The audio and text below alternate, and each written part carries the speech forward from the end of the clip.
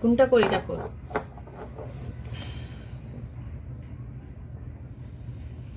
4 নং 36, 6 হাতে আছে 3, 424 আর 3 24 25 26, 27 7 27 হাতে আছে 2, 4 দুগুণে 8 আর 2 8, 4 দুগুণে 8 আর 2 8 9 10,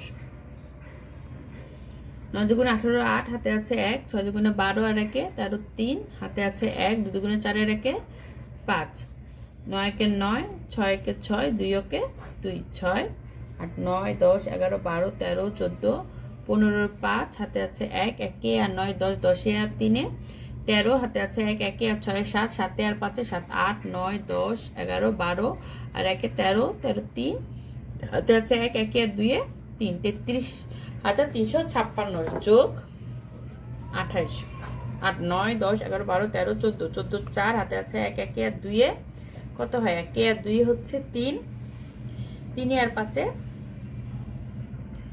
8 3 3 3।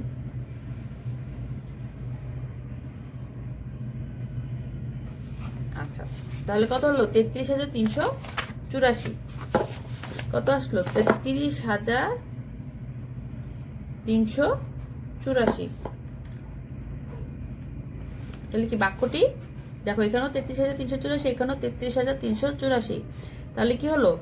দুইটাই সমান, সুতরাং 33,384 সমান 384। তাহলে কি উত্তর বাক্যটি সঠিক। তার মানে কি দাঁড়ালো? যদি দুই পাশের মান যদি সমান আসে তাহলে বাক্যটি সঠিক হবে, আর যদি দুই পাশের মান সমান না হয় তাহলে বাক্যটি সঠিক নয় হবে। এখন আমরা আবার 2 নম্বর অঙ্কটা করি। দেখো 2 নম্বর অঙ্ক কি বলেছে? 94,000 ভাগ 203 এর ভাগফল 462 ও ভাগশেষ 214। এখন দেখো আমরা সূত্র কি বলেছিলাম?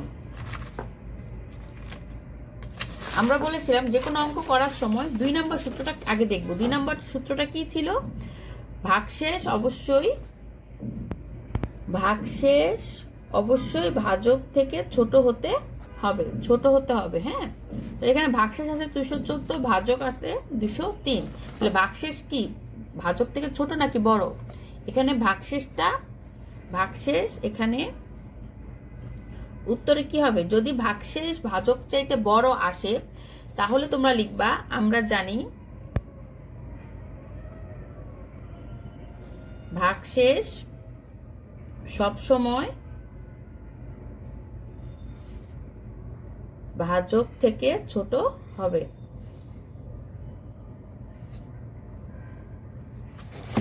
যেহেতু এখানে ভাগশেষ 214 ভাজক 203 যা ভাজক চাইতে ভাজক হতে ভাজক, অর্থাৎ এখানে অর্থাৎ লিখবে, অর্থাৎ ভাজক হতে ভাগশেষ বড়। তার কি আমাদের সূত্রটাই তো হয়নি। সূত্র হচ্ছে আমরা জানি ভাগশেষ সবসময় ভাজক থেকে ছোট হবে, ভাগশেষ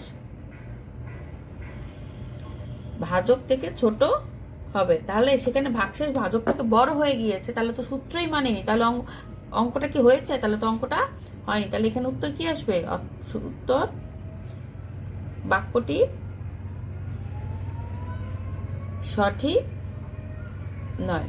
আমি বুঝাতে পেরেছি? আমরা যে কোনো এই অঙ্কগুলো করার সময় প্রথমে আমরা দেখব 2 নম্বর সূত্রটা। যদি 2 নম্বর সূত্র ভাগশেষ ভাজক থেকে ছোট হয় তাহলে আমরা প্রথম অঙ্কটার মতন সূত্রের মধ্যে অঙ্ক বসাবো। সূত্রের মধ্যে অঙ্ক বসিয়ে অঙ্ক গুণ যোগ যা থাকে সেটা অঙ্কটা যে ভাজক গুণ ভাগফল যোগ ভাগশেষ গুণ করে যোগ করে উত্তর দেখব ভাজ্যর মানের সাথে মিলে কিনা। যদি একই মান আসে তাহলে বাক্যটি সঠিক, একই মান না আসলে বাক্যটি সঠিক নয়। আর যদি দেখো ভাগশেষ ভাজক থেকে বড় হয়ে গিয়েছে, সূত্র মানেনি, তাহলে আমাকে আর অঙ্কটা করতে হবে না, সরাসরি উত্তর লিখে দেবো বাক্যটি সঠিক নয়। বুঝা গিয়েছে? আচ্ছা, তাহলে আমরা এই অঙ্কটা 3 নম্বর অঙ্কটা তোমাদের হোমওয়ার্ক, ঠিক আছে? এখন আসো আমরা এই অঙ্কগুলো করব। 3 নম্বর 3 নম্বর অঙ্ক, 3 নম্বর অঙ্কগুলো খুব সহজ।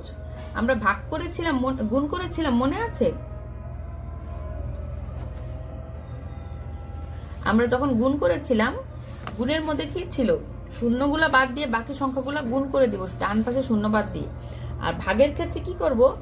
যতগুলা শূন্য, এখানে শূন্য কয়টা আছে? একটা।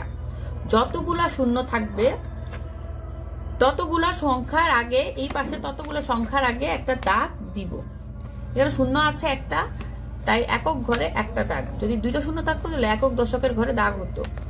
আর তাহলে যতগুলো শূন্য থাকবে, এখানে একটা শূন্য, তাই একটা সংখ্যার আগে দাগ। তাহলে একটা সংখ্যার আগে দাগ আর বাকি সংখ্যাটা গোল দিয়ে দাগ দিয়ে দিব। ধরো আরেকটা জিনিস বুঝাই। পরের অঙ্কটা দেখো, 3, 2, 6, 4 ভাগ 100। এখানে দুইটা শূন্য, তাই দুইটা সংখ্যার নিচে দাগ আর বাকি সংখ্যার মধ্যে গোল চিহ্ন। এখন হচ্ছে, তার মানে যেই সংখ্যাটার নিচে দাগ হবে সেটা হবে ভাগশেষ, দাগ থাকবে যে সংখ্যা সেটা ভাগশেষ, আর গোল চিহ্ন যেটা দিব সেটা হচ্ছে ভাগফল। তার মানে এই অঙ্কটা আমি দেখেই বুঝতে পারছি, যেহেতু একটা সংখ্যার নিচে দাগ, তাহলে ভাগশেষ হচ্ছে 2 আর ভাগফল হচ্ছে 241। যেখানে আর এখানে ভাগফল তাহলে কত হবে? যেহেতু দাগ হচ্ছে দুইটা নিচে, তাহলে ভাগশেষ হচ্ছে 64, আর যেহেতু এই দুইটা সংখ্যার নিচে গোল, তাহলে ভাগফল হচ্ছে 32। বুঝতে পেরেছো? আমার বিশ্বাস তোমরা এই অঙ্কগুলো করতে পারবে। তোমাদের 4 নং এগুলো হচ্ছে বাড়ির কাজ, বাসার চেষ্টা করবে। আমি আবারও বলছি, যতগুলো শূন্য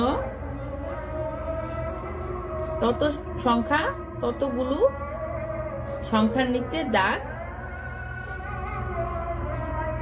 দাগ দিবে এবং তা ভাগশেষ হবে। বাকিগুলো গোল চিহ্ন দিয়ে বুঝাবে এবং তা ভাগফল হবে। ঠিক আছে? বুঝতে পেরেছ? আজকে এতটুকুই। সবাই ভালো থেকো। আগামী ক্লাসে তোমাদের সাথে আবার দেখা হবে।